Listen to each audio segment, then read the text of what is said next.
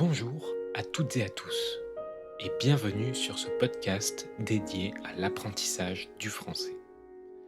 Je m'appelle Félix et dans ce podcast, je parle volontairement, lentement et distinctement, c'est-à-dire en articulant afin que la compréhension soit la plus facile possible.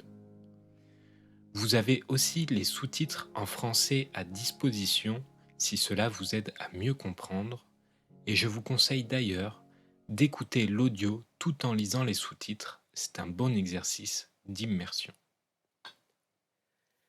Alors, si vous aimez bien ce format, n'hésitez pas à soutenir la chaîne en vous abonnant, que ce soit sur YouTube ou sur les plateformes de streaming comme Spotify. Merci, bonne écoute et surtout, bon courage dans cette aventure qu'est l'apprentissage d'une langue étrangère. Quand je me suis intéressé à l'apprentissage du japonais, je suis tombé sur toutes sortes de vidéos qui expliquaient comment apprendre efficacement et avec facilité une langue étrangère. Ces méthodes sont très différentes de ce que j'ai pu apprendre à l'école, notamment lorsque j'apprenais l'anglais. Ça pourrait se résumer au discours suivant. Ne travaillez pas trop les règles de grammaire et passez un maximum de votre temps en immersion, que ce soit par des films, des livres ou des podcasts. Cette approche vise à mimer, c'est-à-dire à reproduire la façon dont un nouveau-né apprend une langue, et cela permet un apprentissage plus fluide et moins laborieux, moins difficile. Dans ce genre d'immersion, on distingue l'immersion active et l'immersion passive. Quand on parle d'immersion passive, cela signifie avoir une immersion sans prêter attention, sans être concentré sur ce qu'on écoute, et on pourrait même aller jusqu'à croire qu'on peut apprendre une langue étrangère sans s'en rendre compte, sans s'en apercevoir. Mais est-ce que c'est bien vrai? Est-ce que ça ne semble pas trop simple? Eh bien, de mon point de vue, oui, c'est un peu trop simple pour être vrai. Cependant, à la question de savoir si l'immersion passive est efficace, je répondrai tout de même oui. En effet, il faut distinguer l'utilité des immersions passives et actives. Dans l'immersion active, on est pleinement concentré sur ce qu'on écoute. On y dédie tout notre temps, c'est-à-dire qu'on ne fait rien d'autre en même temps. C'est très efficace, mais ça demande du temps. Dans l'immersion passive, on peut faire plein d'autres choses en même temps, puisqu'on n'a pas besoin d'être concentré à 100%. On peut donc facilement passer beaucoup de temps dans ce genre d'immersion, que ce soit en travaillant, en faisant le ménage ou plein d'autres choses. Le premier avantage, c'est donc que l'immersion passive est plus facile à faire, à pratiquer dans la vie de tous les jours.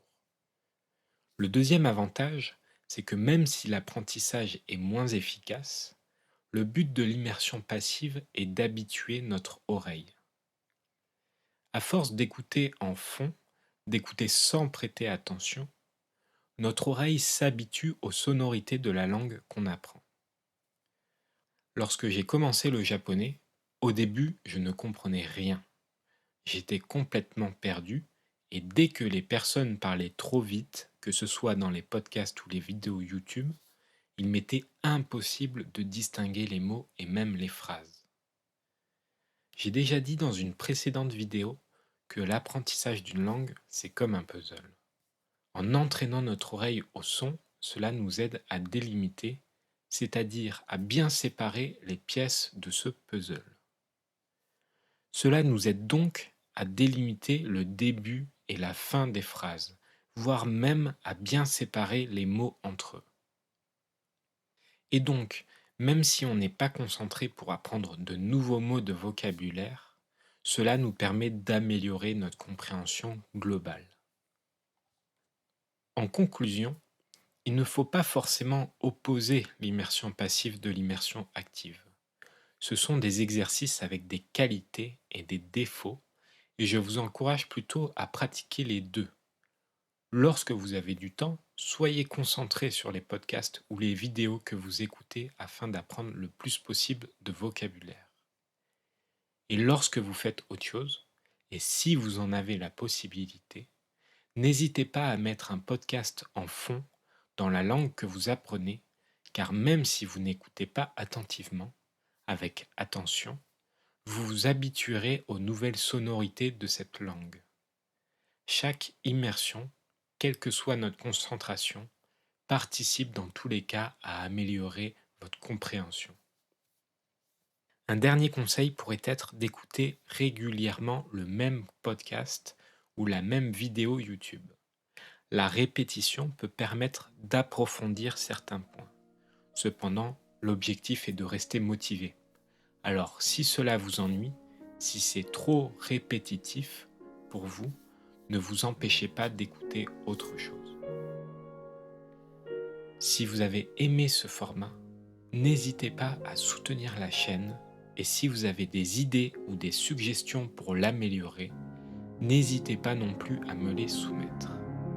Également, si vous avez des questions, l'espace commentaire est là pour ça et je me ferai un plaisir de vous répondre.